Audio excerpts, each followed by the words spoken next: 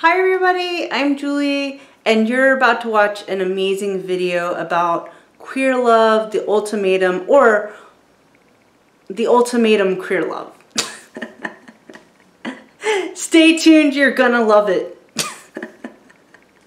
Okay, hi, I'm Julie, writer and director of the indie nerdy comedy Geek Loves Punk, and today I'm going to be talking about, well, tonight, it's nighttime, I'm going to be talking about the ultimatum queer love.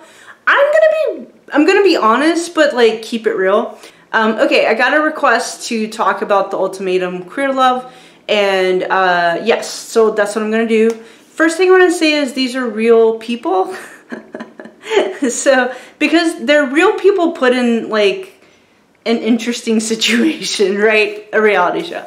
So here's the deal, it's 10 episodes of television, totally, they probably got paid pretty good, I feel. Get your check, make your money, but the biggest thing I want to say is, I'm going to be saying thoughtful things about it, but I want to start with, these people are real, they're real human beings, so I'm going to be saying things based on 10 episodes of reality TV, which is, reality is bananas. Reality TV is a little bananas. So I just want to say for the record, they're actual humans. I'm not judging them as humans, and that's what they are. I might even say the word characters. They're not characters, they're actual people, but I just want to say, like, I'm going to be giving my thoughts, but for the record, I wish all of them the best. Some of them I'd totally be friends with, you know, and some of them, sure. Okay, so yeah, here we go. It's Pride Month. I'm shooting this in Pride Month. I might not publish it till July. I've been working on a screenplay. I've been TikToking. So yeah, okay, but here we go. The ultimatum queer love. Okay, the other thing I want to say, I will be talking about grown-up stuff, adult stuff, because the show touches on sexuality a lot. So this is definitely for grown-ups. For the record, because I'm going to be talking, the show's about sexuality, I'm going to be talking about sexuality, and finally, I will also be talking about the fact that I will have chapters in the thingy, so you can skip ahead, skip around, and I will be, yeah, I'm going to also talk about how, what this show did was, I think, considering it's a reality show, I thought it did a good job, in my opinion. I'm 41 years old, I've been on a lot of dates, I'm currently single, for the most part happily single, kind of. But I've been on a lot of dates because, you know, I'm 41, so I thought this show actually was kind of thoughtful and brought up a lot of things, so like, yeah, we'll go through that, but it's like, oh, I've been on a date with a woman like that, oh, I've been in that situation, like, totally. So I thought, considering how bananas reality TV is, I thought it did a good job of depicting, like, queer women, you know, and like I said, it's 10 episodes. I'm not judging any of these women, and it's a minority. It's a you know, women, queer women, right? LGBTQ women. So I'm gonna be kind, cause I'm pretty much a gay lady. So okay, so here's what I did. I wrote down all the couples, and I do prop comedy in my YouTube videos for anyone who's new. Oh, and shout out to Iris who requested this video. Hey Iris! Okay, I wrote down all the couples on paper. I threw them into the air. They landed on the floor. I picked them up based on that. That's how I decided to order the order of this. The thing I like about this show too was I didn't know how to explain to people what it's like being a woman who dates other women, because I think, you know, if you're not that, then you don't know what it's like. So I think sometimes I get advice from like straight guys or gay guys, or I've only known one bisexual man. He's amazing.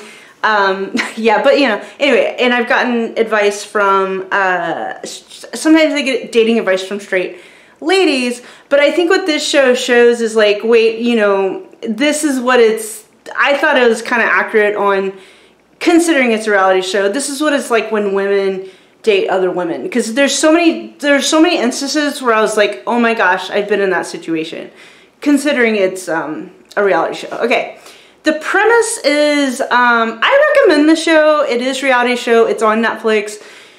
I totally recommend it. The other good thing I like about the show is I've been watching a lot of YouTube videos of people giving commentary, and it's people of all, like, different backgrounds, right? I saw like basically Southern white people, which is great. That I'm from the South. As you can see, I'm white, but Southern white straight people talking about Ultimatum, the queer love, and they were being really kind and nice and cool. And I was like, that's the part where I saw one video where she said in the video, she's like, yes, I'm a Christian. Yes, I'm happily married to a man, but Xander's hot. Xander's hot. That's one of the characters in the show, and I just thought that was awesome. And she's like, and she said, look, yes, I'm a Christian, blah, blah, blah, but if you're not cool with gay people, love is love, don't watch my channel. So I saw a lot of that, and so I do love that basically this show has caught the cultural zeitgeist, and I think that's amazing because Netflix is so accessible. The last gay lady, if you will, reality show we had was The Real L Word. That was on like Showtime. I didn't have cable, y'all, so I would watch it, but I basically, you know, someone would upload it illegally to a website and then I just watch it. So, but The Real L Word was just pure entertainment. It wasn't really saying too much in my opinion, but no shade, no shade. But that was like, gosh, I think that was a long time ago. I just want to say, like, we've evolved and grown and we've come a long way because the Ultimatum queer love, you can actually talk about stuff. Okay, so here we go. Let's get into the show. The premise of the show is there's 5 queer couples. So first thing I'm gonna do, there's a lot of words for women who like women. Sometimes, all the time, only the 3rd Thursday of every month, like whatever. Okay. The other thing is, this show, like, I like to basically be motivational in my content, but this show actually keeps it real. So I'm going to be keeping it real in this video about the dating experiences, because I'm going to be honest. But I'm going to end the video with, like, something positive and honest, because that's what I want to do. Okay, first thing I'm going to say is there's a lot of words for women who are into women, blah, blah, blah. So, you know, I'm just going to show, like, this is a symbol of women who are into women. Here's other words for, there's bisexual, lesbian, queer, pansexual, and, like, women who like women. And then there's non-binary, there's, like, pronoun stuff. So I learned a new word in the show called mask. I've never heard that word before. I always use the word butch, and butch is a positive word, but also in the African American community, there's the word stud. Stud is the more butch, I mean, potato, right? Yeah, a stud is the more masculine. In the African American community, it's the more masculine woman dating the more feminine woman. And I just want to say too, sometimes femmes date. I'm going to use the words I use. Femmes date femmes, but all the words are great. Sometimes femmes date femmes, sometimes butch dates butch, sometimes femme and butch date each other, la la la, whatever. Okay, so here's all the words for women who are attracted to women. Here's this. I might just hold this up because there's a lot of words for when women are attracted to women, you know, and obviously bisexual, pansexual are also attracted to other genders. None but love here, right? Okay. And because I do prop comedy, yeah, I just want to prove, some people are like, prove that you're gay. And it's like, okay, here it comes. There's a rainbow flag. There's another rainbow flag, one more rainbow flag there. I do live in Oakland. As you can see, it says Oakland. See? Told ya. Okay. Okay, so this show, what I like about it is finally I can kind of be honest about what it's like to date women. Let me tell you. Also, this show proves why I think, not to get political, but Medicare for all. I'm currently listening to Bernie Sanders' It's Okay to Be Angry About Capitalism. I'm definitely for Medicare for all. In my opinion, every developed country in the world has it besides the United States. So I think this show kind of proves that, because it's like, yeah, therapy should be accessible. I've been to therapy. Therapy should be accessible to everybody. Therapy, healthcare, in my opinion, it's a right. It's a right, you know. Not to get started to get political. Hey, I love Democrats. I love Republicans. I like independents. I love everybody. I don't think healthcare is a political thing at all. I think it's like a spiritual thing. Okay, so, and finally the last thing I want to say, I think I've done all the caveats. Okay, the other thing that this show proves is why I've gotten more into personal development, and I guess this is very very shitty and assholey of me, but like, I guess I'm a trailblazer, I don't know, or maybe I'm just an asshole on the internet, but the reason why I'm trying to, as a gay lady, you know, as a gay lady, the reason why I'm trying to, you know, push for, there's a new term now called queer joy, love it, like trying to help the LGBTQ community be happy and love themselves and all that kind of stuff, because we'll get into it, but that's why I've been trying to push for better mental health, better personal development, that kind of thing, even spirituality, whatever that is for you, just trying to push for that, because this show, oh my gosh, this show totally shows, like, I don't know, like, basically, I want to make sure that, that the LGBTQ community is, like, loving themselves. Alright, let's get into the show. Let's get into the show. Okay. Woo! Okay. So, we're gonna start with Tiff and Mildred. Okay, alright. Tiff and Mildred. Okay. I like Tiff. I would totally be friends with Tiff. I felt a lot of empathy for Tiff. So that's the first thing I like about the show. It showed that sometimes butch women, I'm gonna say butch, that's like, that's the word we used. It's a positive word, like it's all good. They use the word mask. I'll use they pronouns. Okay. I love everybody. I love everyone's self-expression. Okay. I'm just glad that this show showed that sometimes butches can be assholes, but here's the nuance that you don't see too often. Sometimes femmes can be assholes too. And I was like, as someone who used to have very low self-esteem, yeah, I've gone on dates with women who are assholes. I've dated women who are assholes. I got money conned out of me. Like, I have very low self-esteem. But it's okay, like, now I have higher self-esteem. So, but the thing about Tiff and Mildred, like, yeah, like, Mildred, who's the more feminine one, yeah, she's in the show, she's doing things where she's being an asshole. So, yeah, so I'm glad they showed that. And so Tiff and Mildred, they have, okay, the premise of the show is hard to explain, but basically, you can Google it, but basically, it's kind of, here's how, it's kind of like Love Island, kind of, but for queer women, but also there's an emphasis on, the show is supposed to be more about love and commitment, like, basically, there's 5 couples, and of each couple, one woman has brought the other person onto the show and said that either we get married or we're breaking up, and that's the ultimatum. So at the end of the show, and so sometimes they swap spouses. Basically, it's a reality show. It's bananas. But at the end of the show, they what happens at the end of the show? Oh yeah, at the end of the show, they either get engaged or they break up. Or they end up with a new person who's also on the show. The whole premise is kind of bananas, but it's a reality show. Okay.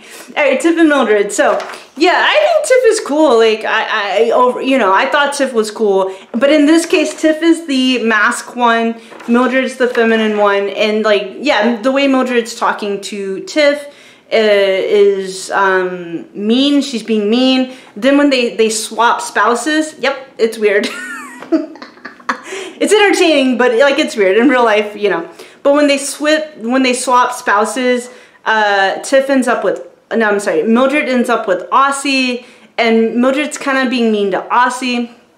Now, when I was listening to Mildred, I was like, oh, I called it. I was like, she has abandonment issues.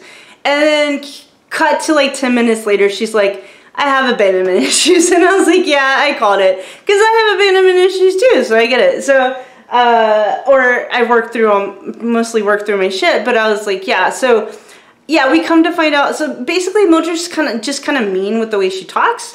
And like, so there's books on communicating. There's books on being nice, basically. But the idea is like, if you wake up in the morning and you journal and you set an intention to like be kind that day, I'm oversimplifying, but I journal for the most part. I set the intention, I'm going to be kind today. If you set that intention, then you're not saying mean stuff. There's another really good book, How to Win Friends and Influence People, but it's basically, it's just communication skills, but it's like, yeah, basically don't insult people. Don't say negative things to people. Don't, you know, hey, your shirt's ugly, fuck you, like, or whatever, like, don't say stuff like that. Mildred never said anything like that, but like, yeah. The other thing that confused me about Tiff and Mildred was just like, I didn't quite understand, like, well, Mildred wanted Aussie to clean more, and honestly, I kind of get that. Like, I get it. Like, once you're living together, chores are important, so it's like you want to divide up the chores. So I get why Mildred was frustrated, like, dang, Aussie doesn't do any kind of chores. I get it. But then Mildred kind of like really goes in on Aussie, and it's like, all right, yeah, Aussie should do more chores, because like Mildred is not Aussie's servant, but also like, you know, I don't know if the punishment fit the crime, so to speak. Okay, but here's the thing. As someone who's gotten into personal development, I was like, oh, this is so fixable. So it's fixable because there's something called, here we go. It's called Nonviolent Communication by Dr. Marshall Rosenberg. And so he invented it. It's based on mutual empathy. And this is how it works real quick. And I'll link to the video I already made. Okay, so let's say I, Julie, am dating Zoe from Firefly. Now, I'm pretty chill. I don't really need too much from people. I don't know. I just don't. But okay, let's say I'm dating Zoe from Sometimes I'm Sad and Clingy. No, not anymore. I'm actually not clingy anymore. But I'm definitely sad sometimes. Okay. But this is Zoe from Firefly. So let's say I'm dating Zoe. So this is how nonviolent communication works. The reason why it's called nonviolent communication, it basically means you're using your words to be kind. And I also want to say it's okay to have honest opinions about stuff. So let's say you're eating some tapioca pudding with someone and you're like, oh, you know what? This isn't my favorite brand. We maybe should have gotten the other brand of tapioca pudding. It's okay to have honest opinions about stuff, right? Like pudding or whatever. But for the most part, don't put people down. Okay. So that's a controversial thing to say, I think, because some people are like, wait, I can't like say shitty things to people. I was like, maybe don't say shitty things to people. Maybe that's not okay. I don't know. I know that's annoying and whatever. Okay. So right, Zoe from Firefly. Okay, here's how it works. So it's observation, feelings, needs, requests. That's the biggest thing about Mildred. I was like, so Mildred, like, well, with Aussie, she wanted Aussie to clean more. But I think sometimes I got confused with Mildred. It's like, what is it that you want from people other than Aussie should clean more? Oh, and she was clear. She wanted Aussie to cook her some food and to clean more. Valid. Okay, we'll get to Aussie. Okay, but observation, feelings, needs, requests. So again, this is Marshall Rosenberg. There's a book, there's workshops. Okay, here's how it works. So let's say I'm actually pretty chill. So let's say I'm dating Zoe from Firefly. Okay, observation. Let's say although I'm so chill, I feel weird requesting things from people, but so I'll rarely request anything from anybody. But let's say me and Zoe are dating and we're really into each other. So observation is, hey Zoe, this Friday when we were having dinner, I noticed that we didn't get to have ice cream for dessert. So that's the observation. Feelings, when we didn't have ice cream for dessert, I felt sad. That's the feeling. Okay, now needs or values. Yeah. The reason why I felt sad, for the ice cream is because I really value delicious desserts. So request, I would request that when we go grocery shopping together, that we put ice cream on the list and purchase it so that for dessert we can have something delicious to eat. ice cream. And requests, basically a call to action. Yeah, this seems hard, but it works. So yes, it's kind of formal. You don't have to use this all the time, but I think whenever you're feeling like intense emotions, like sometimes I just do it for myself. Okay, you know, observation, this thing happened. Now I feel this because I value this. So I request that I do this, like a call to action. Usually a call to action works. Okay, so I totally recommend that. I was like, so I was watching Mildred and Tiff, and I was like, they need nonviolent communication created by Marshall Rosenberg. So that's what they need. Okay, but yeah, I thought it just brought up a lot of interesting things. And then once Tiff was living with Sam, I know Tiff's dog passed away. But, you know, when Tiff started living with Sam, Tiff's already being a little aggressive with how she talks, like Tiff's, or how they talk, because Tiff's like, you don't love my dog. And then I thought it was funny because Sam was like, no, I love dogs. I promise that I love dogs. And I was like, Tiff, relax. Like, you know, again, I think her dog passed away, so like prayers, but it's just like, finally, you know, Sam was like, please get it on the record that I love dogs, because Tiff was being really sensitive about their dog. But Tiff has a podcast where Tiff was like, oh, I thought that was like a normal way to communicate, just sort of yelling. And I was like, Tiff, no. It's not a healthy way to communicate. No. Okay, nonviolent communication, but I like Tiff, like, you know, I like Tiff. And then, I wish Mildred all the best. Yeah, you know, the other thing that they brought up with Tiff and Mildred was that they had sexual chemistry, and so that seemed to get them through their relationship for 2 or 3 years. And sexual chemistry can go a really long way, but it can only get you so far. So it seems like they had made it work for 3 years based on sexual chemistry. Yeah. The other thing is, one of the YouTubers said that like she felt like people are over-sexualized. Yeah, she felt like it over-sexualized queer women, and or, you know, women in all these categories, you know what I mean? For me at 41, I'm kind of used to most entertainment about, you know, women who like women who like women. I'm used to the entertainment being over-sexualized. I'm kind of just used to that. But, yeah, so I didn't pick up on it because there's sort of a sex scene between Tiff and Mildred. But then one of my other friends who's a really nice person, she wanted more sex scenes. I just want a balance. Like, I don't mind some sexiness, but I like when things are more subtle as well. So I made a video, I can link to it, but I made a video about the movie Kajillionaire, and I really like that movie, where there is sexiness in the movie, but it's like subtle. It's sexy, but it's subtle, and that was more my cup of tea as far as like sexiness levels. But also I support everybody and all that kind of stuff. Okay, so the next one is like Yoly and Mal. Okay, so again, what I liked about this couple was like it showed a femme being mean. Yoly's kind of mean, so basically Yoly is like playing between Xander and Mal. She's kind of playing them both a little bit. She's being a little wishy-washy. If you watch the show, you're like, dang, like, not cool. So yeah, she's being kind of a player basically, and they showed that. So it's like, and she's playing two really good people. So yes, and this is Mal, and you can tell like Mal's kind of like resenting Yoly a little bit, and yeah.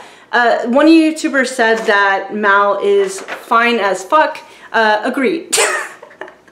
Mal's very attractive. I was like, Mal's gonna have so many women slipping into Mal's DMs. And when I watched the YouTube video of the southern straight white people reviewing the show, they were rooting for Mal. Me too. We were like, come on Mal, you deserve better, I wish Yoly all the best, but like, come on Mal, you deserve better. So the way you're getting kind of played, you know. So this, I liked it. Like, they're showing that sometimes femmes are mean.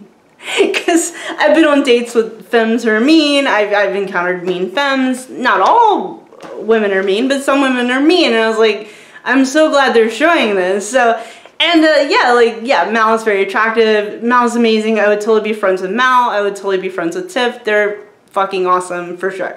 So, but the biggest thing is that Mal knows what they want. I don't know Mal's pronouns. Yeah, and the other thing, I also like Mal's style is androgynous, or I would use the word more butch, but I like, there's a joke where Mal's like, you don't know me, like, I could be super femme, and I was like, I did pick up on that. I have friends where their style is androgynous, but their personalities are actually very girly, so I totally picked up on that with Mal, and I know when Vanessa and Xander were flirting with Mal, Mal was like, we can do that? We can do like a throuple thing? That was super cute. So I really liked Mal. Mal was great. Love Mal. And Mal's 36 years old, so you can tell that Mal is the most mature. Mal's using Mal's being so mature. Mal's like, oh, Yoly, that hurts my ego, but it doesn't really hurt my sense of self. I was like, damn, Mal, that's like deep. But Mal's 36, it makes sense. So the other thing was, one thing Mal said, and I kind of agree with that. It's like, Yoly's the one who wants them to be like married or together, like get married. And Mal's like, you know, part of it is like Yoly is a serial monogamist and she kind of falls in love like wherever you water flowers, something like that.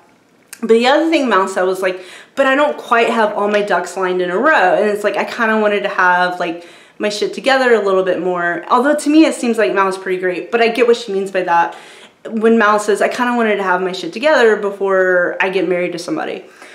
And I totally agree with Mal, because it's like, I am middle class in the San Francisco Bay Area, so that's a hard thing to like be. And it's like, yeah, if I'm open to having kids in California, but I kind of want to be rich if I had kids, specifically in California. But also, it's totally fine to have kids no matter how much money you make and blah, blah, blah. Of course, you know what I'm saying. But I was relating to Mal on that. Like yeah, I'd want my ducks in a row a little bit before I met like the one, but also like, there's a really good song, you know, oh, we don't got money, I'm so in love with you, honey. And it's a great song about two people in love who don't got money, and it's totally fine. But I understood what Mal, I relate to Mal. I was like, I totally get that. I want my ducks in a row before making some big commitment. I don't know. So Mal was great. Mal was fantastic. Like Mal, 2 thumbs up for Mal. Makes sense. Mal's 36 because with age comes wisdom. And yes, Mal is fine as fuck. Also, you see too that there's one conversation that Mal and Yoly have with Mal's friend. Mal's friend, MVP character, like she was so awesome. So, but like we come to find out like Yoly's going in between Xander and Mal, and it turns out Yoly wants to have kids and blah, blah, blah, and get pregnant, that kind of thing. But apparently Yoly had asked Xander, I don't know if this happened on camera, but like Yoly said she saw the money, but basically Xander has saved up and has money and la la la. So you see how that's a factor. Basically that, I thought that was an interesting conversation. So basically one of the reasons that Yoly is like in love with Xander is because like Xander got money. And I was like, and that gets revealed, and then Yoly walks away, and then Mal and her friend are like, what the fuck? And I was like, yo. And I just want to say that, like, yeah, money, it matters. Like, it matters. I don't care. I don't need to date somebody rich or anything like that, but money is a thing, right? It's a thing. And I thought that was interesting, but also, yeah, Yoly is doing things that are, like, not cool. These are real people, but I like Mal. But also I wish Yoly all the best, but I like Mal. Okay. Okay, so yeah, I threw the papers up and then they landed. Here we go. Okay. Okay, so Aussie and Sam. Okay, this is where they showed femmes that are mean, but then they showed femmes that are nice. And so I was like, 2 thumbs up for Sam. Sam was awesome. With Aussie, I would totally be friends with Aussie. You know what I'm saying? Like, I would kick it with Aussie, like, totally. But holy crap, you guys. It's like, I'm glad it showed that femmes can be mean, but then it showed that mask or non-binary or butch or what have you, you know, but basically, like, there's some scenes where Aussie's being mean. Aussie's being mean, you know. Aussie's not yelling, Aussie's not throwing things, but Aussie's using their words to be a little condescending, to be mean, and it's like, Aussie, like, what the fuck? Like, that's your girlfriend. Like, okay. And then there are times where, like, you know, that's not your servant, that's your girlfriend. That's not your mommy, that's your girlfriend. Like, come on. So, yeah, and then there is this scene with Aussie where basically you call it like, I forget the word, like trauma reaction or something. Trauma response. There is this scene where Aussie is doing like, basically it's like a trauma response. And what it is there's one YouTuber who said like, oh, the YouTuber said she felt uncomfortable because, you know, like they should have cut the cameras off. I agree. There's this part where, I mean, it's a reality show, but there's this part where Aussie breaks down and starts crying. I felt empathy for Aussie.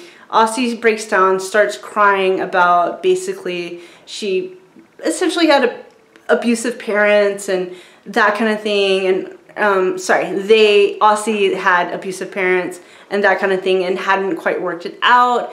And like Aussie was sort of saying like, it's not my fault, or Aussie's like crying and having, you know, a breakdown like, you know, it's not my fault, it's not a foot, or something like that. Like, I am a good person, and that kind of thing. And so, and then Aussie's like 42 years old. So like, I felt a lot of empathy for Aussie in that case, and I say this with all the love in the world, that Aussie needs therapy. I went to therapy, so yeah, I felt a lot of empathy for Aussie in that situation. But also just Aussie can't be mean. Aussie leaves a lot. You see Aussie leave like a lot. I was like, Aussie, sorry. She leaves so, I'm sorry. They leave so much. Just grabbing the book bag and leaving. I was like, Aussie, don't, you can do this. You can have a conversation. It's called Nonviolent Communication by Marshall Rosenberg. Okay. So, yeah, so, but I'm glad too, like, with Aussie and Sam, it showed, like, for the most part, I feel like Sam is a healthy person. Not perfect, but a healthy person. Basically, Sam ends up sort of being the therapist, or, like, that kind of thing with Aussie and Tiff. But I've been in that situation, too, where I end up being the therapist, too. I've been on so many dates where it wasn't a date, it was a free therapy session. And I was the therapist. It's like, all right, whatever. Okay, so yeah, so yeah, but for them, I still think Sam was a pretty healthy person on the show. Sam was sweet, Sam was nice, and then Sam learned how to like stand up for herself, which she should. She should totally stand up to Aussie, which Sam does start standing up to Aussie, and that's when Aussie, you know, can't really take it type of thing. Because like Sam is not Aussie's servant or mommy, like they're partners. They're supposed to be equal partners. And I've known queer relationships that were like that, where it's like you're in the 1950s, but like the femme is like waiting on the butch, like handed, I don't know, in a way that makes me feel uncomfortable, like so subservient in a way that makes me feel uncomfortable, you know. Yeah, so I've seen it both ways, and I'm glad they showed that. Okay. So last one is, okay, Vanessa and Xander. Okay, so what I like, these are real people, right? But what I like about this couple, spoiler alert, but I think the most honest couple, the couple who is the most honest with each other, I feel like it was Vanessa and Xander, because they were the one couple at the end who break up, and they're crying and they're sad about it because they do love each other. They were together for 4 years, but they're basically breaking up because they want different things, you know. And Xander likes Yoly, and then Yoly plays Xander, and yeah. But still, at the end of the day, they want different things. Like, basically, Vanessa's kind of polyamorous type of thing. Xander wants something more traditional.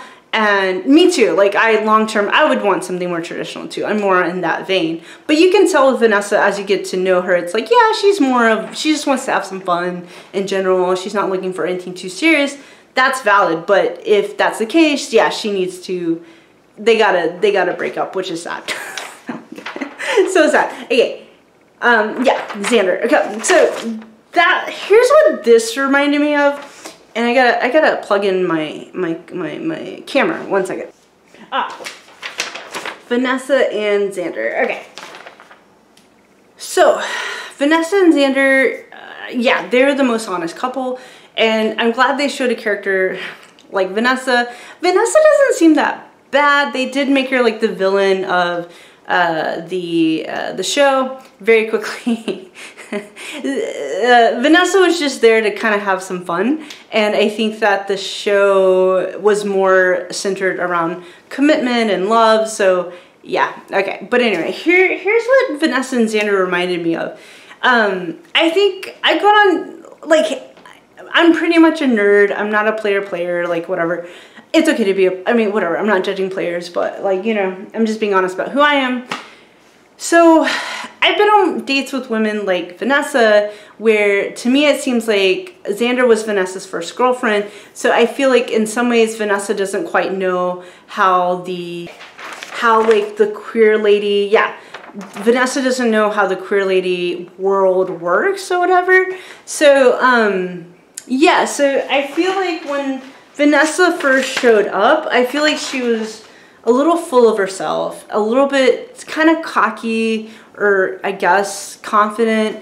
I think she thought basically she's like the hot one, and like, yeah, Vanessa's pretty and she's the more femmy one, but that's where she's not understanding how the gay lady world works, or gay, bisexual, etc., etc. But it's just like, sure, Vanessa's the femmy one and she's pretty, but like, Xander's also the hot one.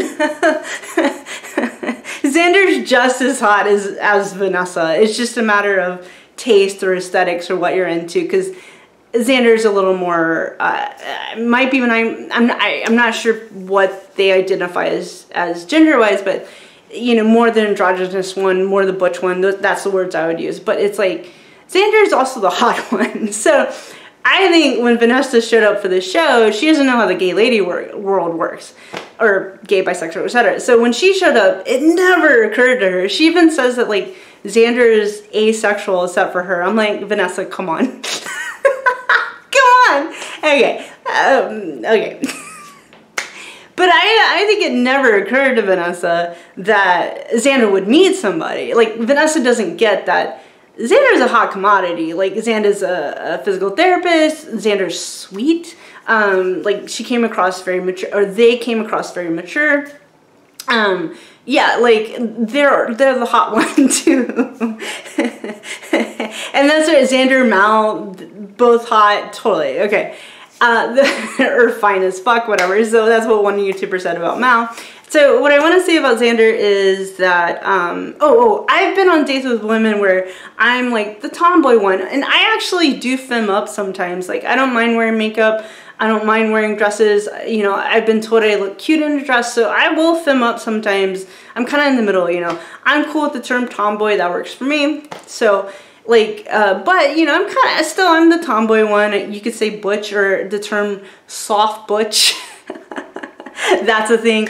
But I've been on dates with, like, femmy women where they're wearing makeup and dresses and all this stuff, and their vibe is like, okay, here I am, like, and they want me to, like, I feel like they have this diva vibe. They want me to just kiss their ass for wearing a dress.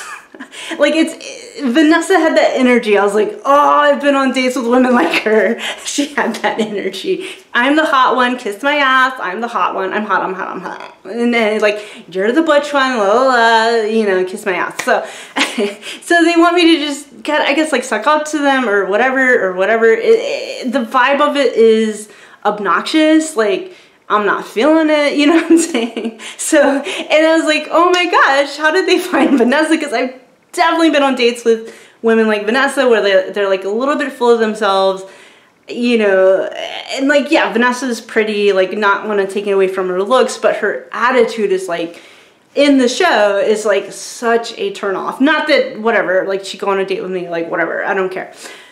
But it's just like, oh man, I've been on dates with women like that. And I've been on, the other thing that I liked about what Vanessa presented was like, it's also like, she's not used to the, you know, the queer woman world where it's like, she doesn't understand, you know, Xander's attractive. Xander's all of the things. And Xander seems like a really sweet person. So it's like, it never occurred to her that someone there wouldn't want to date Xander. It's like, come on. Because like Yoly was totally into Xander, and I would think after the show that Xander has all these women slipping into their DMs, I would think, because it's like, Xander's also the hot one.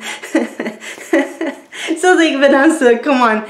But in the scene where they actually break up, it's either going to be, you know, it's the ultimatum ending scene. I did feel empathy for both of them, because it's very clear that, in my opinion, in some ways that Vanessa did love Xander, but Vanessa's a little self-centered.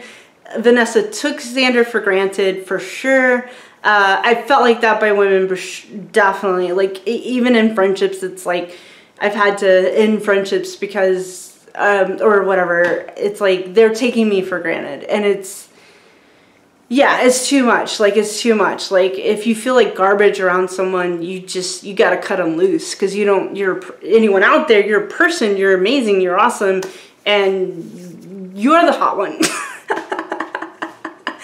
It's like, I guess, yeah, I've been on dates where it's like, it kind of feels like, oh, you're the butch one, you're garbage, I'm the femme one, I'm important. And it's like, whoa, one, I'm not garbage, I'm exaggerating, but two, like, I actually do okay as far as getting dates and stuff.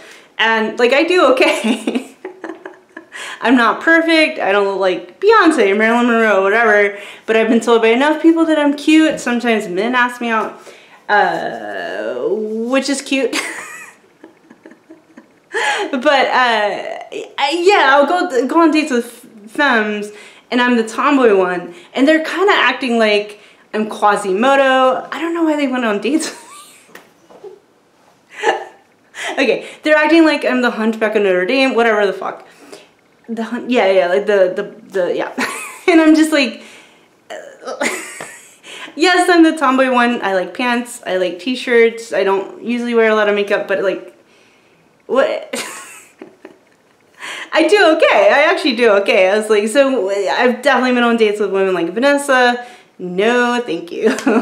Based on 10 episodes of television. But I do feel like Vanessa has room to grow. I wouldn't diagnose her with anything. She's just learning how to be a person in front of the entire world. Yeah. So I thought Vanessa was just a little obnoxious in the context of the show, but I think Vanessa's gonna be fine. And it does seem like Vanessa and Xander had the most healthy relationship. Ironically, when they broke up, it was the best decision, but it was the best, but they were both crying and bawling their eyes out, because of course that's sad, because they do love each other. And then Vanessa does realize, oh shit, I took you for granted. Yep, you sure did. You did. But Vanessa gets it, like, oh, I took this amazing person for granted. So I like that. Okay, and then even at the reunion, I guess it's like a year later, but at the reunion, it looks like they might be friends again. They might become friends again, and like, I'm okay with that. If they've been broken up for a year, they've had time to heal, and that's a stereotype too. But like, you know, women who like women can. Yeah, that's a stereotype that basically queer women can be friends with their exes pretty easily. I don't have that many exes with women, but I'm not friends. I'm not friends with my exes, but there is a stereotype that queer women can be friends with their exes, and it's fine. So, okay, I'm friends with my dude exes. Not that I have a lot, but I'm definitely friends with my exes who are dudes. Okay, all right. Finally, we get to Lexi and Rae. Okay. So the thing about Lexi and Rae is Lexi's like 24 years old. So, okay. And I'm 41 years old. So Lexi seems fine, but Lexi walks, talks, acts like a 24-year-old, has the maturity of a 24-year-old. So it's interesting that that couple dynamic actually brought up something too that I've encountered where, okay, there's a part where the original couples break up and they link up with new partners. And yeah, the whole premise is weird. It's a reality show. But so Rae ends up with Vanessa. They end up living together or pretending like they're married type of thing to see how it would go. That's the premise of the show. So Rae and Vanessa, basically they hook up. They have sex, I would say, you know. The reason why I'm saying that is, so as soon as Rae and Vanessa have sex the next morning, Rae looks like she regrets it. She immediately calls Lexi, she immediately calls Lexi and tells her what happened. And Lexi's really angry because Lexi didn't like Vanessa in the first place. And for sure, and like some people are like, you never should have told Lexi. But I kind of get it, like Lexi's gonna find out when she watches the show. So like maybe Rae wanted to get ahead of it, you know. I don't know. Because some people are like, why would you tell her? Yeah, like on one hand, I get it. Why would you tell her? On the other hand, it's like, I get why she did tell her. I don't know, whatever. So, but the problem that's problematic, and this is where I'm going to get into like a serious issue, but Lexi's sitting down with Vanessa and a group of people, and she's like, hey, so you fucked my ex-girlfriend. I was like, damn, damn, Lexi, like, damn, Lexi. And then Vanessa's like, well, I mean, oh, I'm sorry. And then Lexi's like, oh, I'm sorry, you just fingered her. I was like, damn, Lexi, damn. Okay. Oh, God. Okay.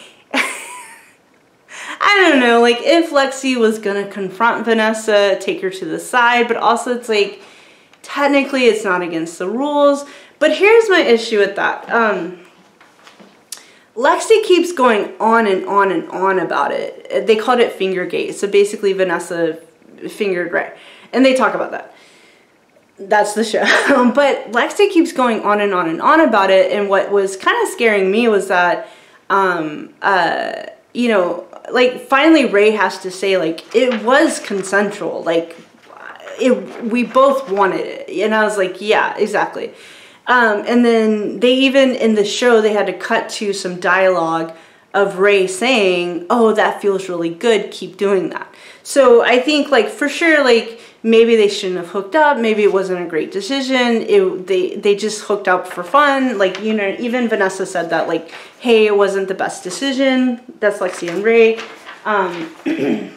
Hey, and I'm just, like, a nerd, I'm a random nerd who, whatever, but I think what scared me was Lexi was going on and on and on and on as if, you know, like it wasn't consensual. Like, and I was like, that's the part where it's like, ugh. Yeah, Lexi's having a reaction like, you know, it could have been a trigger warning, it could have been rape or sexual assault. And what's important about that was, like, in watching this, is like, it wasn't. Like, it was mutual. It was consensual. Rae says that they have footage of it being consensual. So I think maybe it wasn't the best decision, but it's like, it was, they both wanted it. And it's just like one night stand or whatever. And I guess me, as a 41-year-old who's seen a lot, I was just like, it's not that big of a deal. It's not that big of a deal. I empathize with Lexi's emotions. Like, I get it. Lexi's like, don't touch my woman or whatever. And yeah, Vanessa's like the villain, so she's mad that Rae had sex with the villain of this show. Like, I get it, but it's just like, I think that's Lexi's age. Like, she's kind of just acting her age, where she keeps going on and on and on about it. And then everyone in this show is like, her like new wife Mal is like, who's older, Mal's like, yo, you gotta let it go. you gotta let it go. But I get, for a 24-year-old, it's a really big deal. I totally get that. But I think it brings up a good thing for me. Okay, because I'm glad I'm ending with this, but I'm gonna end on a positive note. But it brings up a good thing for me. Okay. So for me, like, I'm kind of a nerd and like that kind of thing, and I had like 3 roommates who are like 2 were bisexual and 1 was like a straight guy, and like, but they were both awesome. All 3 of those people were awesome and that kind of thing. But I guess they would like sort of ask me questions about like my dating life kind of thing, and they didn't understand why I didn't have, like, I'm being facetious or silly, but they're like, they didn't understand why I didn't have like hundreds of women coming through the apartment that I was snuggling with or kissing with or, you know, having sex with, that kind of thing. Like, I get it, because they, you know, I'm cute, and, or I've been told I'm cute, and I'm pretty much a good person, and blah, blah, blah, and I have a decent job, blah, blah, blah. So, yeah. And that's the part where it's like, it's hard to explain to people if you're not like a gay lady or a queer lady dating other queer ladies. It's hard to explain what the scene is like. So I think one thing as far as like having one night stands, I'm not like against that or hookup sex or anything like that. Okay, if I'm being silly, I feel like, you know, like I'm assuming because I grew up poor and I've always been middle class, but it seems to me like rich people get to have more sex. I don't know why that's in it, but it seems like if you're rich, like it's maybe easier to have sex. I don't know. Maybe that's not true, but I don't know. It also seems like straight people get to have more sex. I don't know, but okay. But for me, I think the whole Lexi and Rae thing brings something up. It's like, it's hard. It's so hard to be honest about the dating scene because it's like, I want to be nice to women. I want to be nice to queer women. Like, I know it's like, in so many ways, it's a very vulnerable population. And also, I read a book called B.I. by Julia Shaw. It's about bisexual women and like the statistics on violence against bisexual women is like, heartbreaking. So anyway, but I'll go ahead and give an example. There's a woman I had to block, basically. I had to block her, but also I wish her all the best, like whatever. But I met her on a dating app. We went on 3 dates. Here's the thing where she was new to the scene, the gay scene, basically. So, you know, she's coming from the world of when men and women date each other. I guess heteronormative is what you would say. So she's used to male roles and female roles. But when two queer women date each other, it's two women. I'm wearing a shirt, I'm wearing a t-shirt or whatever. Maybe I'll wear a bow tie or a tie or whatever, but I'm a woman. Okay, so she's used to being socialized. I don't know. She's used to like men and women dating because like I don't think she'd actually dated. She'd hooked up with women, which is fine, but it didn't seem like she'd gone on a lot of dates with women. Okay, but I wish her all the best, blah, blah, blah. But I just want to give this example. I guess it's like, I had roommates like, why don't you have like lots and lots of hookup sex? Okay. Me having lots and lots of hookup sex with women, that sounds great. But the reality, okay. This is an example of stuff I run into, specifically if you're middle class and in San Francisco, which is or the Bay Area, where I live. Okay. So this woman, like, she hadn't been in the dating scene a lot, but the first date we met up, and she lived in a different city than this. She lives in a city that's about an hour away from here, but our first date, she's basically, she was kind of, okay, she's wearing a dress and makeup. So she had I'm the hot one, I'm the hot one, that's her vibe, because she doesn't know how the gay community works. Okay, I was like, I'm not Quasimodo. Okay, but she did say, oh, I think you're cute, which is nice, but there's this diva vibe she had. But it's fine, whatever. But also she's telling me all this trauma, and so she tells me some of her trauma and like all the empathy in the world. Some of it's like sexual trauma. So once she tells me that, I take that as a cue to like not, I thought the reason she was telling me that was she wanted me to take a step back and not be too sexual. I do want to say, like, as the butch one, I never bring up sex ever. I don't really initiate sex, anything like that, because I just want the woman to feel safe. So it's like, if she wants to, she can bring it up. I don't know, like, I don't know, because, I don't know, like, I guess if I'm being cynical, like, straight guys can kind of be rapey if they want to be. That's a fucked up thing to say. Maybe that's a misandrous thing to say, but they can, I guess, be more aggressive. But for me, like, as a queer woman, I don't feel comfortable being the aggressor, anything like that. Like, I need verbal consent. Like, I need someone to just say with their words, with their mouths, like, what they want. Otherwise, I don't initiate sex or ever bring up sex. With women, I don't know, because it's like, you have to be careful in so many different ways for so many different reasons. Like, what if the woman you're dating, okay, here's what I want to say. Trigger warning, this video is for grown-up people. Okay, like, there's plenty of women in the world who, this is going to be explicit on purpose. Okay, there's plenty of women in the world who love pussy, excuse my language, i.e. there's plenty of women who are attracted to women, they'll do stuff with women, blah, blah, blah. But they don't identify as any of these words. And so I had a friend, a straight guy, trying to, oh, would you want to date this woman? And it was one of those women who, like, they'll sleep with a woman, but they don't identify as, like, any of these words. And I was like, no, I do not feel comfortable. For so many reasons, I do not feel comfortable going on a date with her. And I said, like, even if she sleeps with, like, 100 women, but if she doesn't, like, identify as any of these words, like, I don't feel psychologically safe having sex with her, because it's not, for a lot of reasons, it's not safe. Because I'm the one who, like, looks gay, I'm the one who has the rainbow flags, like, if she, I guess what I'm saying, what if she's crazy? So you just don't know, it's not worth it, basically. So the whole thing of Lexi, like, really blowing it way out of proportion that they had hookup sex, or that Vanessa fingered Rae. Okay, back to the woman. So I went on a date with the woman, and, like, on the first date, she's bringing up some sexual trauma. So I was like, okay, I'm gonna take a step back. Also, I'm super chill. So I do have a high libido, a very high libido. Okay. I miss women. Anyway, okay, all right. I went on a date on Wednesday. It was fine, but whatever. Okay. She's not the one. Okay. But, okay. The woman. Okay. The first date, she's bringing up sexual trauma. I'm going to take a step back because I want to be respectful. And that's why I thought she was telling me about the sexual trauma. So that's the first date. The first date was actually really intense. And then I was talking about my favorite movies. She was, like, shitting on my favorite movies. I don't know.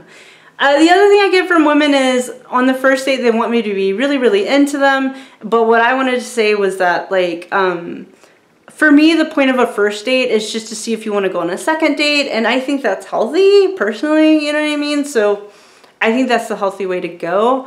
But it does seem like 5 minutes into the date, they want me, like, head over heels over them. Like, 5 minutes in, and it's like, I don't know. But I've learned how to be, like, I guess, like, I'm not mean, but I've learned how to be a little more polite, I guess. Okay. Oh, yeah. But the other thing is, she identified as ethically non-monogamous. So I thought, because that's a lot of people are polyamorous in the Bay Area. So, okay, so because she's ethically non-monogamous, I thought that meant the date was casual. That's what I thought it meant. But yeah, whatever. Okay. So the first date, she kind of brings up sexual trauma, nothing but empathy. And then second date was super chill as well. But she's bringing up sexuality because, like, I didn't understand what she wanted. I was like, do you want me, this is the dialogue in my head. Do you want me to be more romantic? Do you want me to be more sexual? Like, I didn't understand what she wanted. And I don't think she knew what she wanted. So I was like, okay. So second date, like, she's kind of bringing up sexuality. So it's like, I don't know, whatever. So then third date, we didn't have chemistry, basically. But third date, she wanted to cook me dinner. And I was like, oh, okay. So, yeah, I wasn't that into it, whatever. Okay. She cooks me dinner and la la la. So we eat the food. And then we're watching Avatar: The Last Airbender because that's what she wanted to watch. And also, I love that show. And we're eating food. And then she lives an hour away. So it's like, oh, you can crash, that kind of thing. But I think we just didn't have chemistry. But for me, like, because she told me all the sexual trauma, blah, blah, blah, I was like, okay, we're just gonna eat food and watch TV. And I'm totally okay with that because I'm so chill. Like, I'm just really fucking chill. Like, whatever you want to do. So then finally she's like, hey, you want to snuggle? This is like midnight. And I'm like, yeah, okay. So we snuggle. I was taking what she said for face value. Okay. Okay. So then the next morning, so we just snuggled, like, it's all good. Then we went to sleep, and the next morning she's like really angry, and she's like, I'm not hungry, we were gonna get breakfast. And then I was like, cool, you wanna snuggle again? We did not have chemistry. And then she's like, yeah, and then she gets mad. She's like, I don't want to always have to initiate. She says something like that. Anyway, I don't know. She leaves. Thank God. Okay, so then it turns out, like, we talked later, and, like, she was mad that we didn't have sex, but also, like, I was getting whiplash on what she was saying to me and what she wanted from me and that kind of thing, and we didn't have chemistry, so, like, whatever, but it's just, like, you know, she was mad at me because I didn't, like, initiate sex, but then I didn't even feel comfortable asking for it, like, hey, do you wanna, I only felt comfortable watching the last Airbender. No, Airbender, the last Avatar. That's the only thing I felt interested doing, felt comfortable doing, because I was being really cautious, because, yes, she told me, oh, the other thing is, on the first date, she told me about basically some abuse she'd been through. I was like, oh, okay. And then on the third date, she's like, you know what, I changed my mind. Literally, that's what she said. I changed my mind about the abuse. I don't feel like it was true. And I was like, what?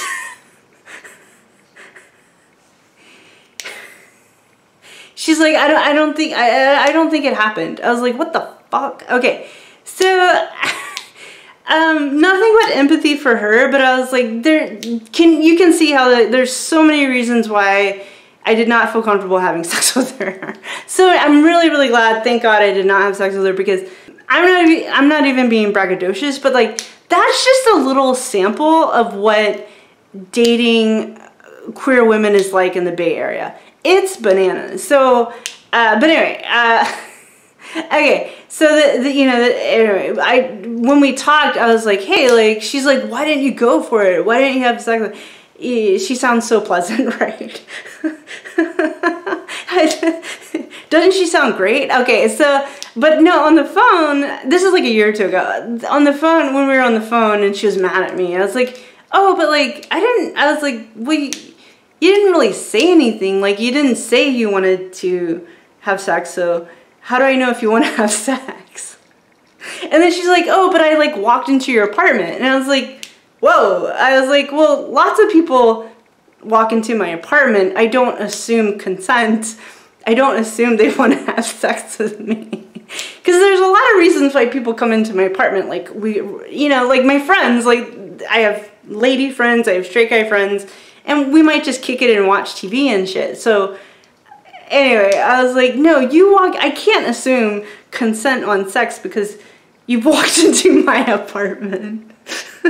But that's where we had no chemistry. We had no chemistry. Also, I guess in, like, heteronormative world, to her, she's like, yeah, but, like, someone walking into your apartment is the universal sign of having sex. I was like, what? I don't know. I'm glad. I was like, hey, like, I guess I don't understand. I was like, but if you wanted us to have sex, why didn't you just say that, like, with your words? I thought you wanted to watch Avatar: The Last Airbender and eat food.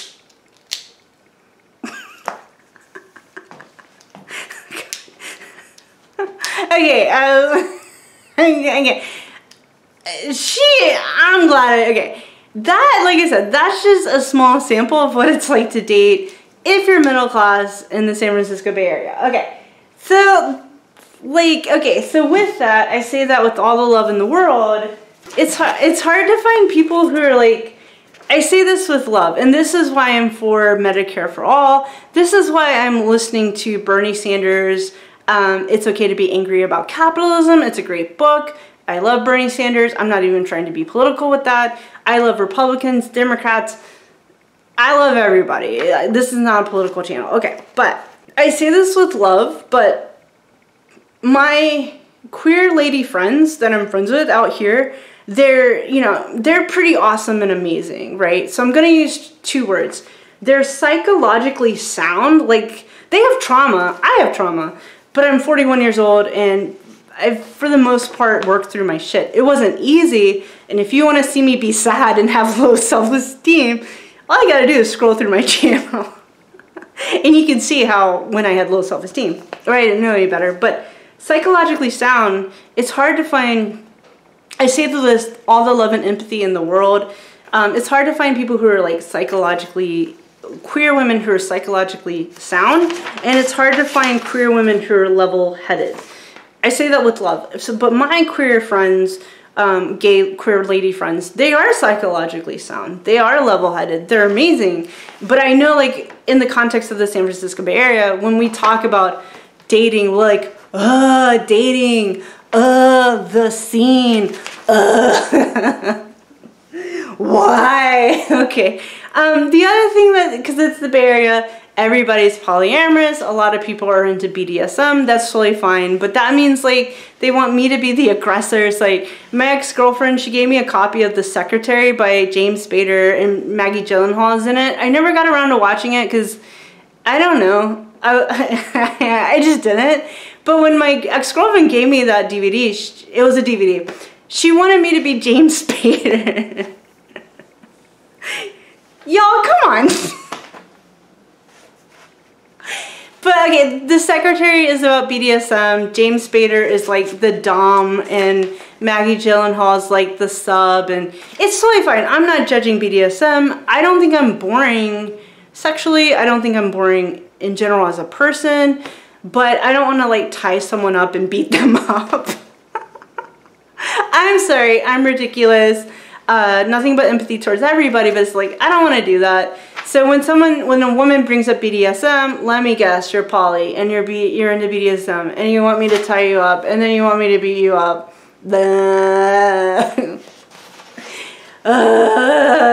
You're such a cliche in the context of San Francisco. San Francisco is like really homogenous in a certain kind of way. Okay, whatever.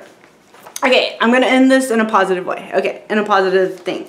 But I say this with love, I say this with empathy. I love my people, the LGBTQ people. I love my friends, my queer friends who are fucking awesome. I love it, right? Okay, I guess what I'm trying to say is I'm open to hookup sex, even though, like, you know, to quote Pretty Woman, Julia Roberts, she said, I want the fairy tale. Yeah, me too. I want the fairy tale. I want monogamy, marriage, blah, blah, blah. I want to date Julia Roberts.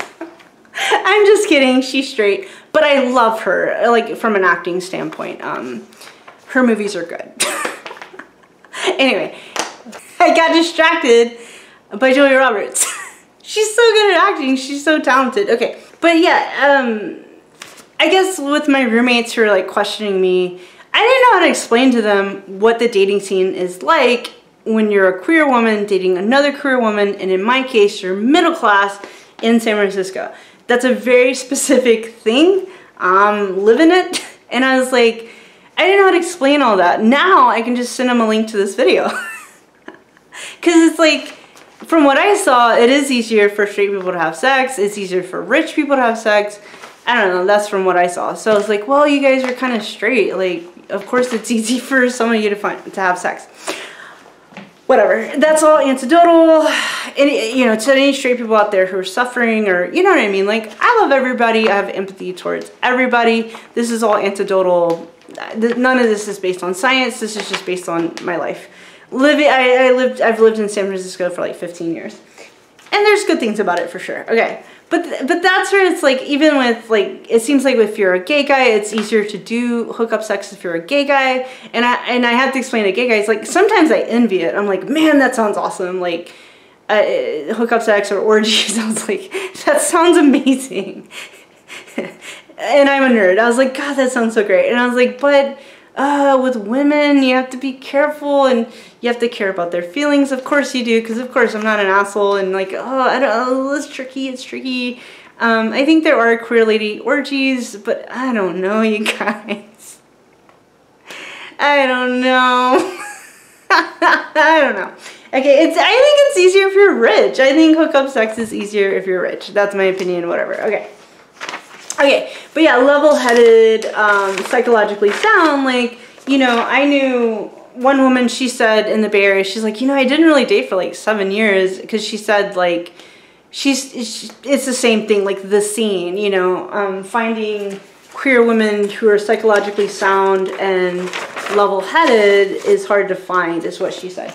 But she was happily engaged when she was telling me that, and her wife, are super cute and super happy and love it. Okay, so she found her happy ending, if you will, so that's awesome. Okay. All right, well, okay, so I'm gonna end on a happy note. Here we go. Okay, so happy note. Okay. I'm gonna say this with love and try to stay chill about this. Okay, so recently, yeah, the dating's hard. I think dating's hard whether you're gay, straight, blah, blah, blah. I think it's hard, you know, dating is a thing that's hard. It can be fun. It can be so fun. And then it can be hard. I went on a date this past Wednesday. She was super sweet. She was kind of like compulsively negative, which I'm used to that too, where you're on a date, but really it's just someone complaining for an hour. But she was really sweet. Like I gave her a hug, and she's in her 30s. I gave her a hug and she was like, oh, she was cute. And she's like, oh, I'm talking about myself too much. Like, she was super cute. She was super cute. Like, she's not the one, like, you know, we're just gonna be friends, but like, you know, yeah. Okay. So I'm ending this on a positive note. Okay, but I want to be like chill about this. Okay, so here's the positive stuff. Okay. Recently, a woman has come into my life and we're just friends, and I'm very happy to have a new friend, like 1000%. I feel like there's some sort of chemistry between us, and okay, and I want to show, like, she's like all of the things. First, she's bisexual, so check. check, she's bisexual. She identifies as bisexual. Yes. She picked a word. Okay. She picked one of these words. So, okay, that's a good start. Okay, but also, she is, oh, it's upside down. She's empathetic, she's beautiful, she's sexy, she's funny, she's witty, she's really smart, and we have so much chemistry.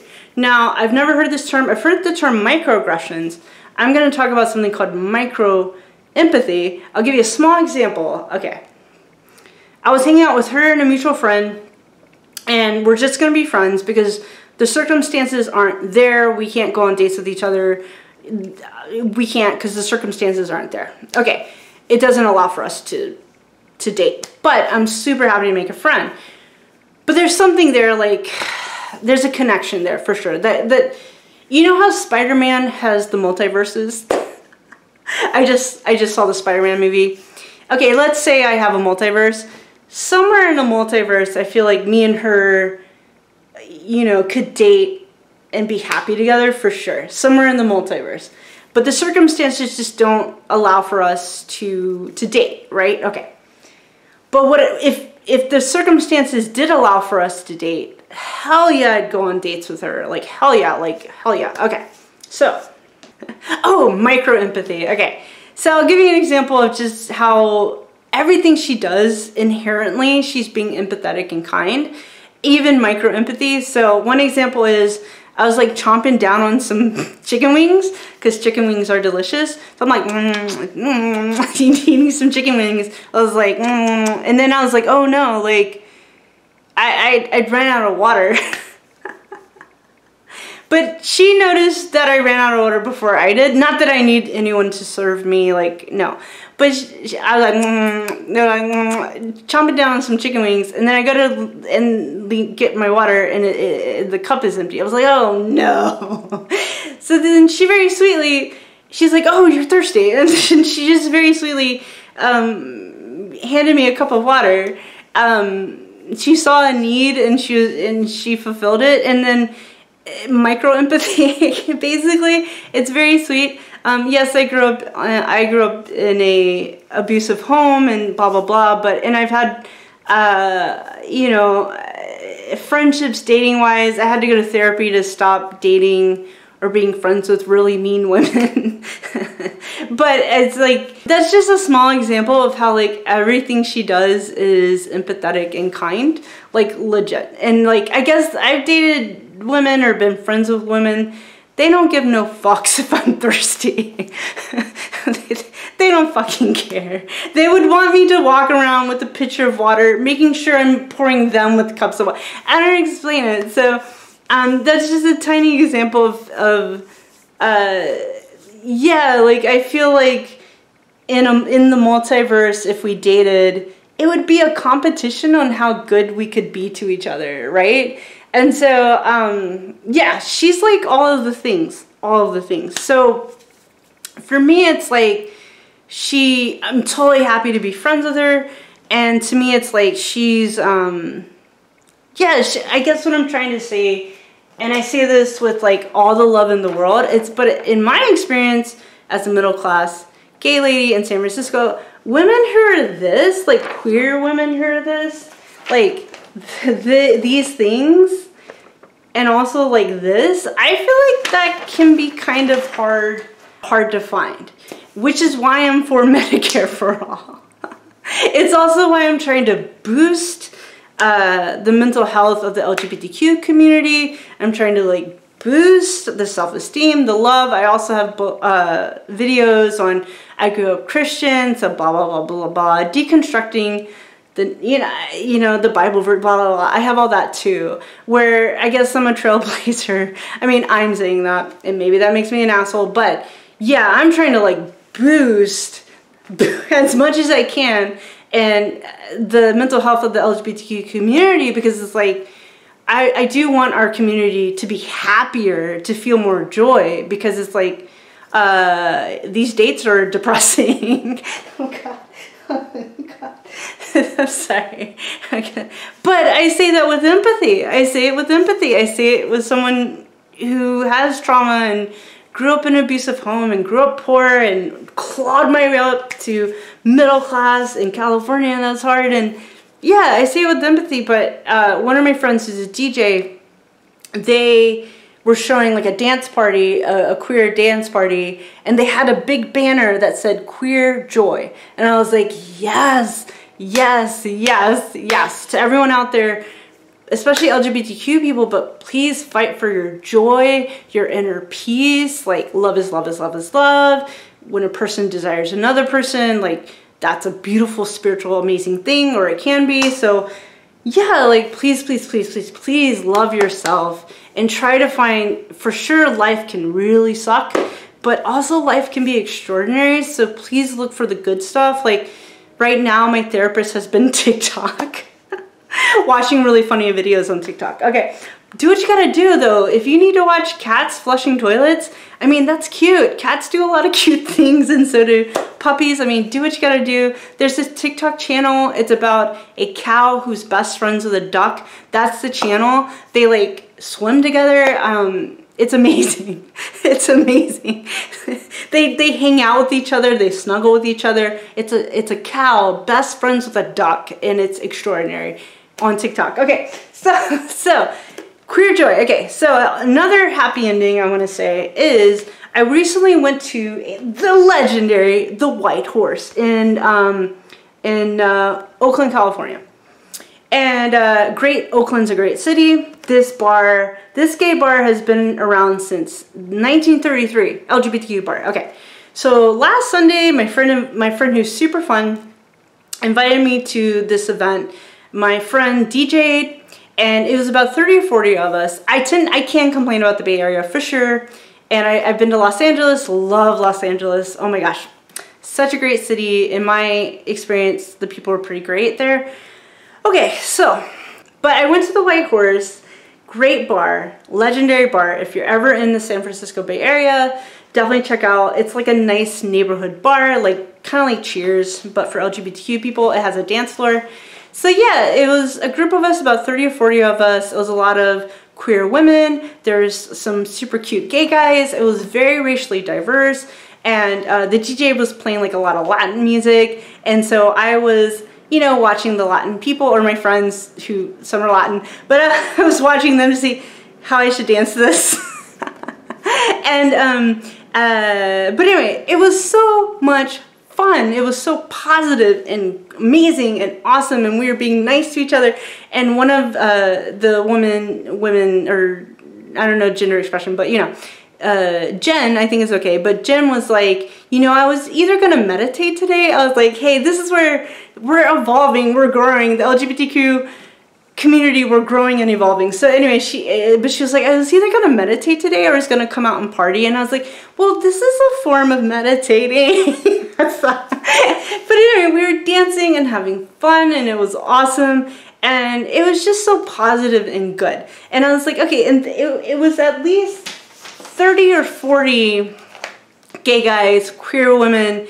The music was so good, and the DJ came up to me and she's like, I saw you on the dance floor, you were doing good. I was like, thanks, I was just copying what my friends were doing. Okay, but in this case, it was 30 or 40 at the White Horse, right? Okay, 30 or 40 gay guys and queer women so people who identify as this, and a couple of really super cute gay guys.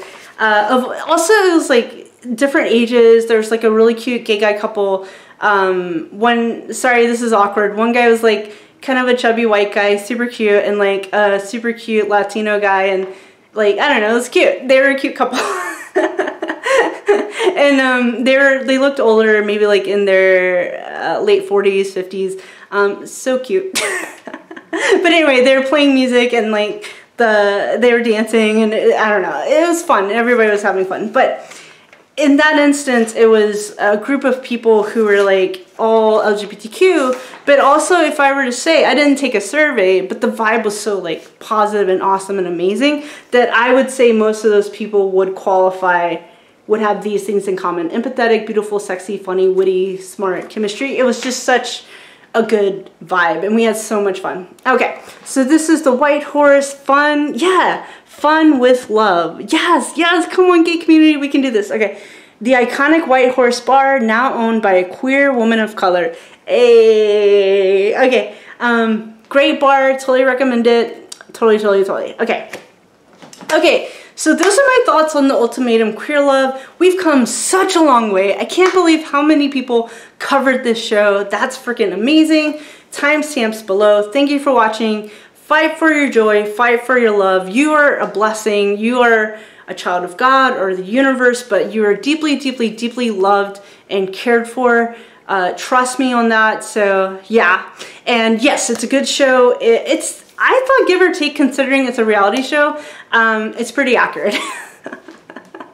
And it basically explains why, to my old roommates, why I didn't have hundreds and hundreds of women coming through my apartment door to have hookup sex with. Or to date and that kind of thing. Like, I don't know. I went on a date on Wednesday. I'll keep doing it. I'll keep going on dates. Like, dating. Sometimes you feel like you're doing your homework, but you do what you gotta do, right? Because I do want to date Julia Roberts. No. But she's good at acting. But I want what she said in Pretty Woman. I want the fairy tale. Yeah, I know. So you have to date to do that. Okay. Thanks so much for watching. This was super long, timestamps so you can skip around. I'm Julie Kerr, writer and director of the indie nerdy comedy Geek Loves Punk. You can check out my website below. Join the email list, get lots of free stuff. If you join the email list, there's a thing called Productive Creativity. It's a free mini course if you join my email list.